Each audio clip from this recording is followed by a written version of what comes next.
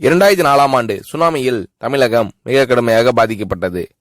2004இல் சுனாமியில் தமிழகத்தில் மட்டும் 6065 பேர் இறந்தார்கள். 88 கிராமங்கள் நிலை குலைந்து அழிந்து போனது.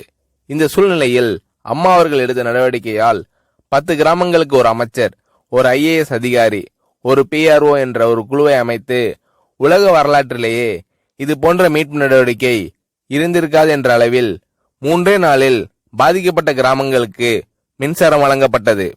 குடிநீர் வசதி செய்து தரப்பட்டது.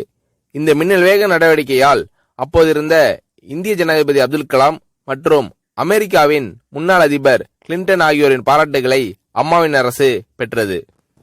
அழுத கண்களை துடைக்கும் கரம் கொண்டவர் அம்மா அவர்கள். ஆண்டவன் யாரோ ஒரு நபர் மூலமாக வருவார். தமிழ்நாட்டிற்கு கிடைத்த தெய்வம் அம்மா அவர்கள். சுனாமியில் பாதிக்கப்பட்டவர்களில் 40 பேருக்கு 2 குழந்தைகளும் சுனாமியில் இறந்து விடுகிறது. அந்த 40 பேரும் ஏற்கனவே கருத்தடை ஆபரேஷன் செய்திருக்கிறார்கள். பெற்றோர்கள் மட்டும் உயிர் பிழைத்திருக்கிறார்கள்.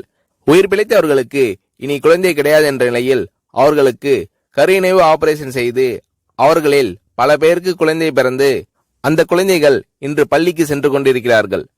நாகப்பட்டினத்தில் அம்மா அவர்கள் மீனவர்களை சந்தித்த போது மீனவர்கள் கதறி அழுதார்கள்.